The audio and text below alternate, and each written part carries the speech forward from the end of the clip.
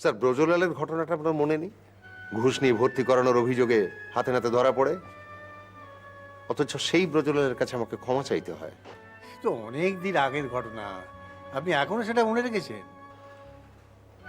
কিছু কিছু ঘটনার স্মৃতি তো মানুষকে সারা জীবন বয়ে বেড়াতে হয় না? দেখুন, কবে কি ঘটেছে সেটা নিয়ে বসে থাকলে কিন্তু কোনো কাজ চলে না। আপনাকে ডেপুটি সুপারের র্যাঙ্কে রাখা হয়েছে কিছু কাজ করার জন্য, সাম ইম্পর্টেন্ট ওয়ার্ক। বুঝলেন, আমি সমস্ত খাতাপত্রগুলো খুঁটিয়েই চেক করেছি।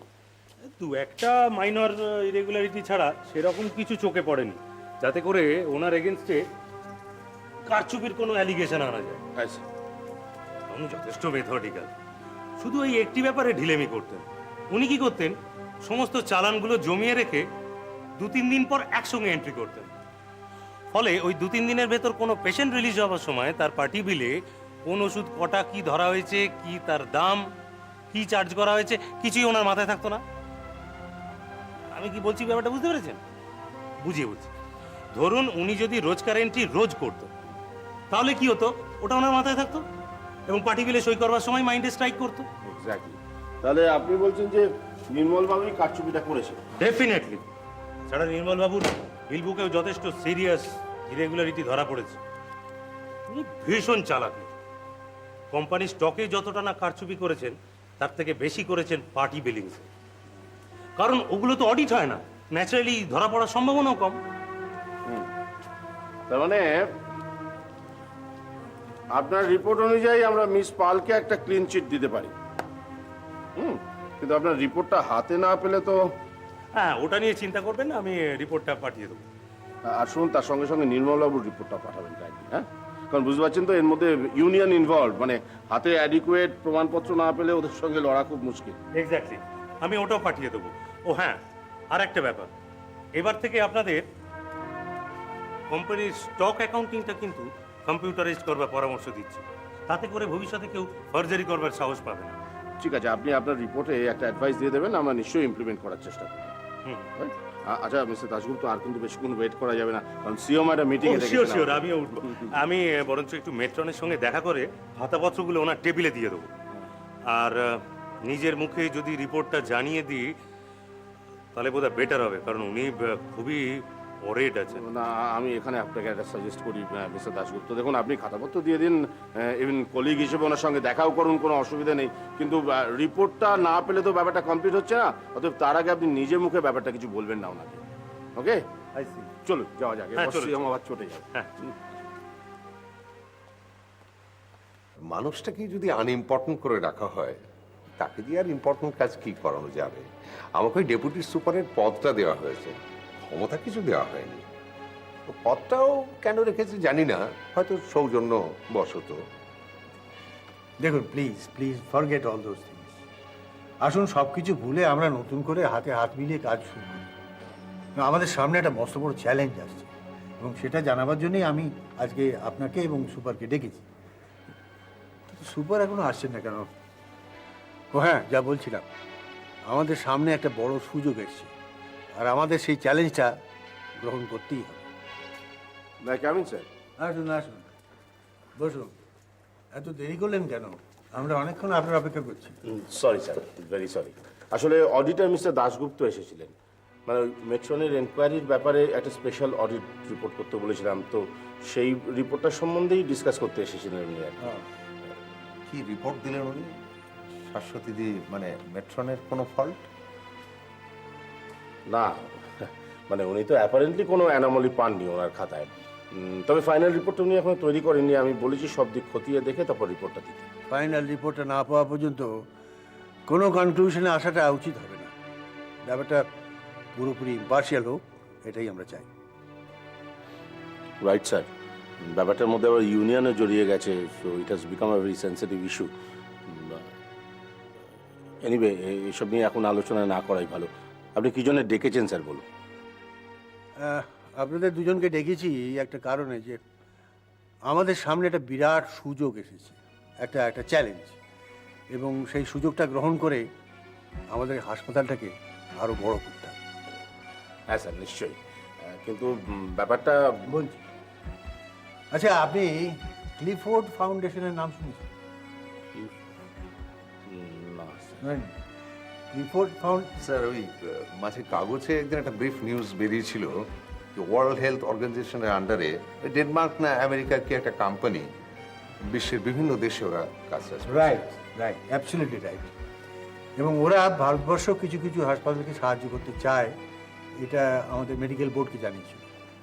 মেডিকেল বোর্ড একটা লিস্ট পাঠিয়েছিল এবং সেই লিস্টে আমাদের হাসপাতালের নাম ছিল। গতকাল আমি জানতে পেরেছি যে আমাদের নামটা সিলেক্টেড হয়েছে। তার মানে আমরা একটা বিরাট অ্যামাউন্ট গ্রান্ট পাচ্ছি। বাহ স্যার, এটা তো দারুণ থ্রিলিং একটা নিউজ। হ্যাঁ, দারুণ। Excellent. তবে তার আগে ওরা একটা ডেলিগেশন পাঠাচ্ছে ইন্সপেকশনের জন্য।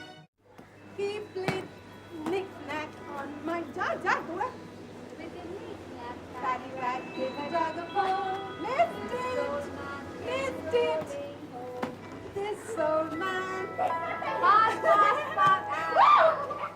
He played two, he played three, he played knick-knack on my tree.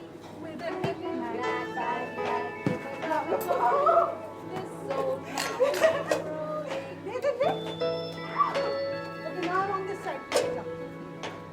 This old man, he played three, he played knick-knack on my tree. With a knick-knack, bang-bang, give a dog a bone. Oh! তুই কাল হসপিটালে ছিলিস না?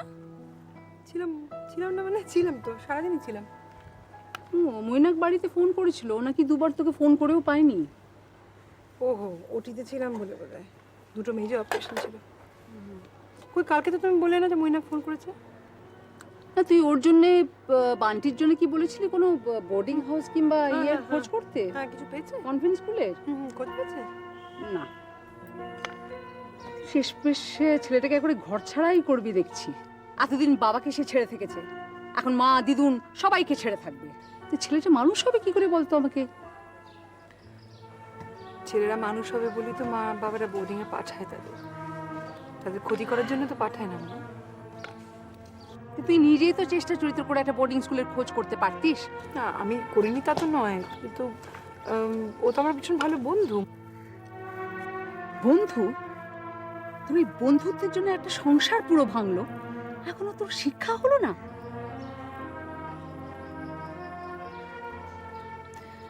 মা, ঋত্বিকের সঙ্গে আমার সম্পর্ক যেই অবস্থায় ছিল তাতে যে কোনো দিনই ভেঙে যেত।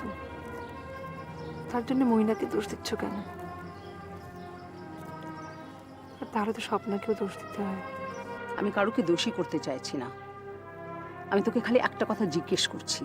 তুই আমাকে সত্যি করে বল তো, তুই বান্টিকে সরাতে চাইছিস কেন? ওর বাবার কাছ থেকে দূরে সরিয়ে রাখার জন্য?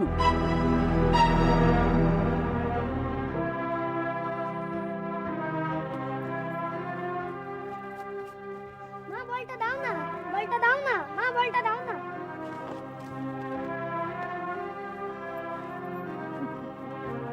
বেশি দূরে যেও না বাবা, কাছাকাছি খেলা করো।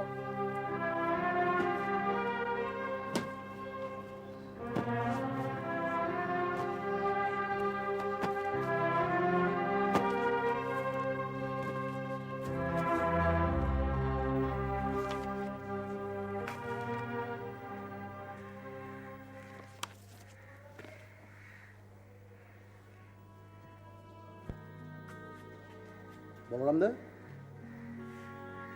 ও বলরাম দা,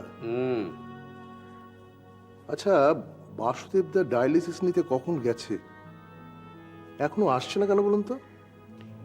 আমি তো আর জ্যোতিষী নই যে হাত গুনে বলে দেবো। আপনি এখন কেমন বোধ করছেন? মানে উইকনেস আছে না গেছে? উইকনেস উইকনেস রেখেই বা কি লাভ বলো? এই হাসপাতালের বেডে শুয়ে তো কোনো স্বাদই আর পূর্ণ হচ্ছে না। অতএব ওই উইকনেস টুইকনেস ঝেড়ে ফেলাই ভালো। এই তো আপনার মুখে রসিকতা ফুটে উঠেছে, তার মানে আপনি সুস্থ। আসুন দাদা, দুজনে মুখোমুখি বসে একটু গপ্প গাছা করি। উঠুন, বসুন বসুন। মুখোমুখি বসলেই তো তোমার ওই মুখটা দেখতে হবে। সারাক্ষণ ওই এক মুখ দেখতে আমার আর ভাল লাগে না। ও ঠিক আছে, আপনাকে আর এই মুখ দেখতে হবে না। কি বলরাম বাবু, ভালো আছেন? সিস্টার, হ্যাঁ একটু প্রেশার চেক করুন।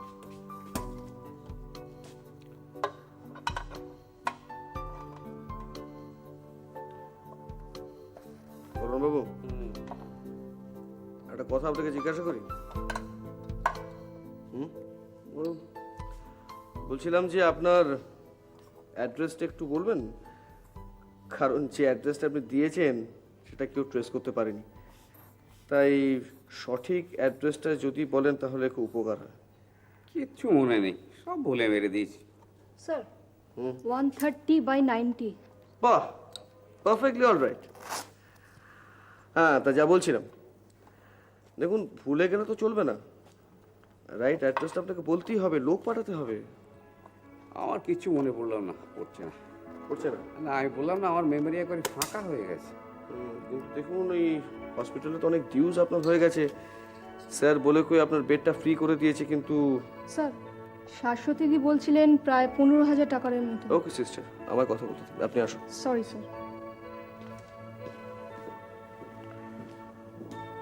হ্যাঁ, তো যা বলছিলাম যে দেখুন এরপর তো হসপিটাল কর্তৃপক্ষ আপনাকে রাখতে চাইবে না, মানে হসপিটালের অসুবিধা তো আপনাকে বুঝতে হবে। বুঝতে পারছি ডাক্তারবাবু, আমার তো লজ্জায় ঘেন্নায় একেবারে মাটিতে মিশে যেতে ইচ্ছে করছে, কিন্তু কি করবো বলুন, আমার তো তিনকুলে কেউ নেই। কেউ নেই না? কেউ নেই? তাহলে আপনাকে এখানে ভর্তি করলো কে? সেটা তো বলে মেরে দিয়েছি। ঠিক আছে, স্যার বলতে বললেন তাই বললাম, কিন্তু এরপর কিন্তু আমাদের কোনো হাত থাকবে না, কর্তৃপক্ষ যা বলবে আমাদের কিন্তু সেটাই মানতে হবে। এক কাজ করুন ডাক্তারবাবু, আমাকে বরং নামিয়ে দিন। নামিয়ে দেবো? কোথায়? মাটিতে। হাসপাতালের বেডের খরচাটা তো অন্তত বাঁচবে। ডাক্তারবাবু, একটা কথা বলবো? বলুন। বলরামদার ডিউস কত যদি আমাদের বলেন, আমি আর বাসুদেবদা দুজনে মিলে শোধ করে দেব। দেখুন এই ব্যাপারে আমি কিছু বলতে পারবো না, স্যার এলে আপনি ওনাকে সব কিছু বলবেন, আর তাছাড়া সুপার স্যারকে এই ব্যাপারে কথা বলতে বলেছিলেন, তাই আমি বললাম। ভালো কথা, এই কথাটা শুনে আমার খুব ভালো লাগলো, আমি স্যারের সঙ্গে কথা বলে দেখব, আর যদি আপনারা দুজনে নাও পারেন, আমি মানে আমরা তো আছি, কোনো ভয় নেই, সব ঠিক হয়ে যাবে।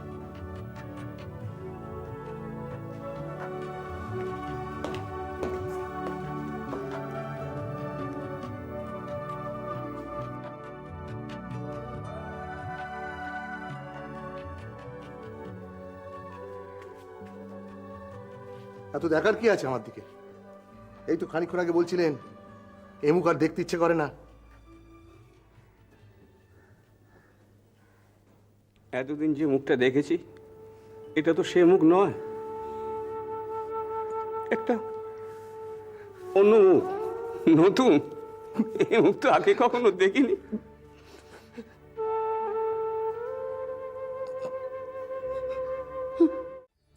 Amazing, unbelievable.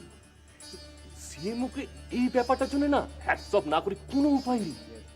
আরে ক্লিফোর্ড ফাউন্ডেশনের মতন একটা অর্গানাইজেশন কেবলমাত্র আমাদের হসপিটালকে গ্র্যান্ট দিচ্ছে, আরে এটা ভাবলে না ওই যে কি বলে না সাম সর্টস অফ সেন্সেশন, সেইটাই কাজ করছে। Really amazing. আমি অন্তত নিজে একটা ব্যাপারের জন্য প্রাইড ফিল করছি। It is due to our good work and devotion towards the institute. নইলে ভাবুন তো, ক্লিফোর্ড ফাউন্ডেশনের মতো বিশ্বের এক অন্যতম সেরা এনজিও তারা আমাদের গ্র্যান্ট দেওয়ার জন্য উপযুক্ত মনে করছে। Not a matter of joke, অন্য কোথাও নয়, অনলি স্পন্দন। সিএমও তো বললেন আর 2-1 দিনের মধ্যে প্রেস কনফারেন্স রাখছেন। ইয়েস, একটা ব্যাপার ডক্টর বসা, কেবলমাত্র আপনাকে আমি বলছি, কারণ এই মেন্টাল শেয়ারিংটা তো আপনার সঙ্গে আমার সবচেয়ে গভীর। Yes, we have to be very careful about that ফেলা। ডক্টর রয় শোটা কেড়ে নেবার চেষ্টা করবে, যেমন করে থাকে আর কি। না না, তা পারবে না। সিএমওকে অতটা আপার হ্যান্ড দেবে বলে মনে হয় না। তাছাড়া এমনিতেই নানা ব্যাপারে ওর ওপর সিএমও এবং সুপার দুজনেই অত্যন্ত চটিতং। Thank you. তার উপর ঘোড়া ডিঙিয়ে ঘাস খাওয়ার চেষ্টা করলে না না, সেটা ওনারা বরদাস্ত করবেন না। চাটা।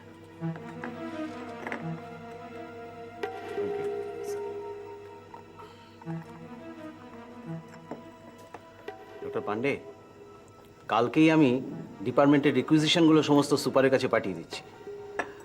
একটাই প্রবলেম থেকে যাচ্ছে, উনি কতটা সহজ চোখে দেখবেন। একটা মুখার্জি কথা বলছেন তো? হ্যাঁ, পাত্তা দেবেন না মশাই, জাস্ট ইগনোর হিম। আপনি আপনার আইডিয়া থেকে রিকুয়েশন তৈরি করে দিন, ব্যাস। অনেক চেষ্টা করেছি বুঝেছেন, কিন্তু ভদ্রলোকের ওই প্রিমিটিভ ধ্যান ধারণাগুলো থেকে কিছুতেই সরানো যাচ্ছে না। এইগুলোই হলো এই লোকগুলোকে নিয়ে না মুশকিল। এরা তো এদের নিজেদের যৌবনটা ওই সমস্ত আদর্শ নিয়ে মাতামাতি করেছে, তখন অন্য কিছু নিয়ে ভাবিনি। লোকে চিকিৎসা করে কলাটা মূল্যটা ঠেকিয়েছে, ব্যাস তাতেই স্যাটিসফাইড। এখন কিন্তু আমাদের দেখে ভেতরে ভেতরে আবার ওই জেলাসি গ্রো করছে। আমাদের সবকিছু ওদের বিটার লাগে, সবকিছু কিরকম ব্যাকা ভাবে দেখে। মাই গড, চেম্বারের সময় হয়ে গেল। হ্যালো, হ্যাঁ হ্যাঁ হ্যাঁ, তো কি হয়েছে? হ্যাঁ, আমি আধ ঘন্টার মধ্যে পৌঁছে যাচ্ছি। কি ঝামেলা? আবার কিসের ঝামেলা? হ্যাঁ হ্যাঁ হ্যাঁ, তো আজকে তো প্লাস্টার কাটার কথা ছিল, তাতে কি হয়েছে? নতুন জায়গা থেকে প্লাস্টার করিয়ে এনেছে। কি বলছো? ফ্র্যাকচার জোড়েনি? তুমি দুটো প্লেট ট্যালি করিয়ে দেখেছো? কি বললে? ফুল প্লাস্টারিং হয়েছে?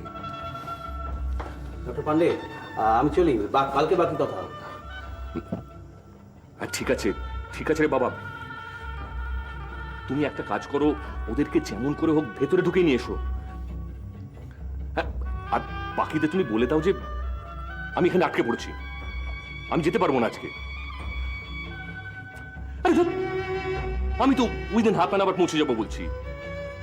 আরে বাবা না, বাই দ্যাট টাইম বাইরে ক্রাউডটা ক্লিয়ার হয়ে যাবে। হ্যাঁ ঠিক আছে, আমি গিয়ে বাকিটা সামলে নিচ্ছি। তুমি যেমন করি হোক ওনাদেরকে চেম্বারে বসিয়ে রেখে দাও। নাও ইট ইজ ক্লিয়ার?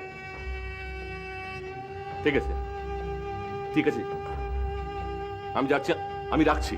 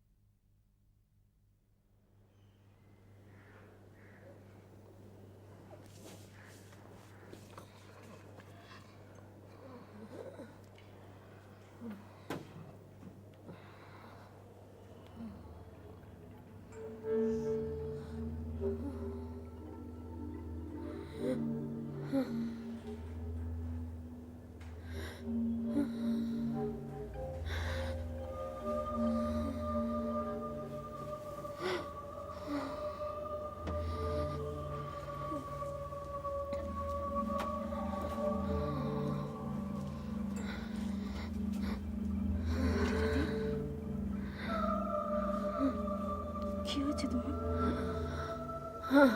শ্বাসকষ্ট হচ্ছে? সিস্টার, কি হয়েছে? মন্দিরে শ্বাসকষ্ট হচ্ছে। শ্বাসকষ্ট শুরু হয়েছে? আমি এক্ষুনি অক্সিজেনটা দিয়ে দিচ্ছি।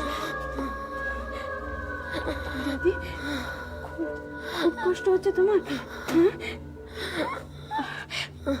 এক্ষুনি ঠিক হয়ে যাবে। সিস্টার অক্সিজেন আনতে গেছে। একটু সহ্য করুন, একটু।